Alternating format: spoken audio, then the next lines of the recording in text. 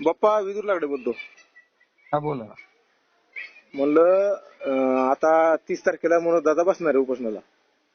हो आणि 30 तारखेला बसल्यानंतर विषय हा आहे की ते 10% दिलं सरकारनं. त्या 10% मध्ये एसीबीसी दिलं ना, त्या 10% मध्ये प्रत्येक पक्षानं पाठिंबा दिला. तुमच्या शरद पवार गटाने दिला, महाविकास आघाडीने दिला आणि महायुतीने दिलं. कारण त्यांनी ते 10% एसीबीसी दिलं.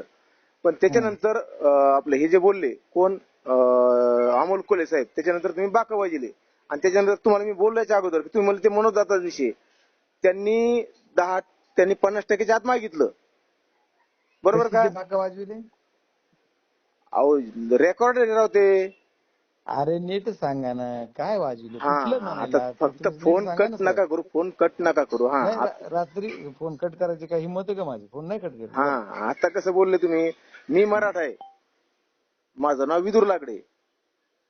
मनोज दादाचं मागणं काय आहे की 50%च्या आतच पाहिजे आम्हाला. हो मग झालं तेच मागणं आहे त्यांचं दादा. एक नंबर 1. नंबर 2, सरकारनं मार्च 2024 मध्ये विशेष अधिवेशन घेऊन 10% दिलं.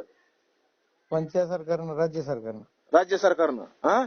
त्याच्यामध्ये शरद पवार गट म्हणजे महाविकास आघाडी सारे होते.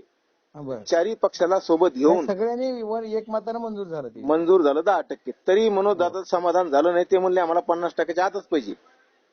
आणि अमोल कोल्हे साहेब शरद पवार गटाच्या वतीनं लोकसभेमध्ये बोलले की आम्हाला, लोकसभेमध्ये काय बोलले मी तुम्हाला ते लिंक टाकतो मी व्हॉट्सअपवर टेक्स्ट मेसेजला, की मराठा समाजाला वेगळा प्रवर्ग करून आरक्षण द्या. त्याच्यावर तुम्ही बाका वाजले. वेगळा प्रवर्ग करून आरक्षण द्या, त्यावर तुम्ही बाका वाजले. वाजले. त्या सुप्रियाताई सुद्धा होत्या. आणि त्याच्यानंतर याच्या अगोदर तुम्हाला बोललो की मनोजदादाची मागणी आहे. हे म्हणजे कन्फ्युजन आहे सर.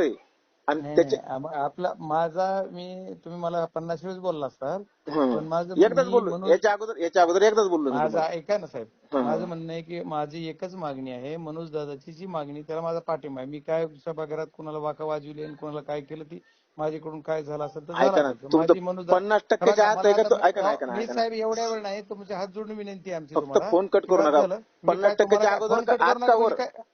50%च्या आत का 50%च्या वर? ती दादा म्हणतील ती. अहो तुम्ही बाका वाजले ना अमोल कोल्हे साहेबाच्या याच्यावर. तुम्ही अमोल कोल्हे साहेब म्हणले वेगळा प्रवर्ग करून आरक्षण द्या सुप्रियाताईने, तुम्ही बाका वाजले ना. बरं मग कसं वाजले ना तुम्ही, बाका वाजले ना तुम्ही, समर्थन दिलं ना तुम्ही. वर 50%च्या वर तुम्ही समर्थन दिलं ना. आणि 10%ला बी समर्थन दिलं ना तुमच्या महाविकास आघाडीनं. तुम्ही जनतेला का मूर्ख बनवता का? दादा जालन्याहून बोलतो, विदूर लागडे. जालन्याहून बोलतो. विदूर लागडे. विदूर लागडे बोलतो. विदूर लागडे. बोला. हो. काही नाही, आता 30 मेला आपले दादा बसणार आहे उपोषणाला, आपले जरांगे दादा. आता ते कसं आहे, 10वं उपोषण आहे. आता शेवटचं उपोषण. दादा थोडं सहकार्य राहू द्या. सहकार्य गरजेचं आहे. आणि दुसरा विषय असा आहे की ते आता त्यांनी ते अमोल खुनेवर हे केलं होतं, तक्रार केली होती. त्याच्यावर अमोल खुने आता बाहेर आले, तर त्यांचं समाधान नाही तपासावर. तर तुम्ही थोडं एसपीला फोन करा की अमोल खुनेला फाशी शिक्षा व्हावी म्हणून. मला तुम्ही अमोल खुनेला फाशीची शिक्षा व्हावी म्हणून अशी एक हे करा, तुम्ही मागणी करा. कोण आहे अमोल खुने? अमोल खुने नाही का, ते धनंजय मुंडे 2.5 कोटीची सुपारी घेतलेला अमोल खुने. त्यांनी सुपारी घेतली, मनोज दादाच्या घातपाताच्या सुपारी घेतली होती. आता 3 महिने आतमध्ये होतं. मग तुम्ही तेवढं एक मागणी करा अमोल खुनेला फाशी शिक्षा व्हावी म्हणून.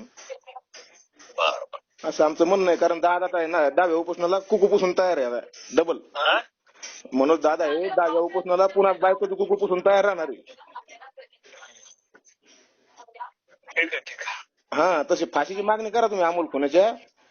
या सुपारी घेणारे लोक गेलेच पाहिजे कामातून. आणि दादा आहे ना आता 10व्या उपोषणाला कुकू पुसणार आहे डबल. तेवढं करा प्लीज.